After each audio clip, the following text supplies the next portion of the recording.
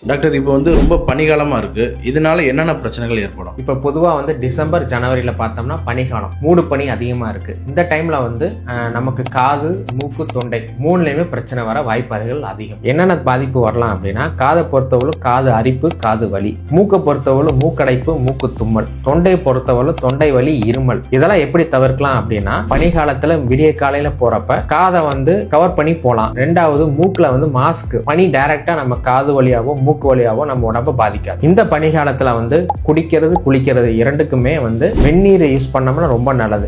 வெந்நீர் யூஸ் பண்ணோம்னா காதுக்கும் நல்லா இருக்கும், மூக்கு, தொண்டை எல்லாத்துக்கும் இதமா இருக்கும். பனிகாலத்துல வர நோய்களை தடுக்கலாம். சைனஸ் மற்றும் அலர்ஜி உள்ளவங்க சாயங்காலம் 6 மணிக்கு மேல வெளியே போகும்போது ஹெல்மெட், மப்ளர் அல்லது மாஸ்க் அணிஞ்சு போனாங்கன்னா பனினால ஏற்படக்கூடிய பாதிப்புகள் குறையும். பனிகாலத்துல வெந்நீர்ல கல்லுப்பு போட்டு ரெகுலரா வாய்க்கு குளிச்சோம்னா பனினால ஏற்படக்கூடிய பாக்டீரியா தொற்று மற்றும் மற்ற பாதிப்புகள் எல்லாம் குறையும். சைனஸ் பிரச்சனை உள்ளவங்க வெளியே போறது தவிர்த்தோம்னா ஆரோக்கியமா வாழலாம். இது மாதிரியான ஹெல்த்தி டிப்ஸ்க்கு ரெகுலரா சூர்யா ஹெல்த் பேஜை ஃபாலோ பண்ணலாம்.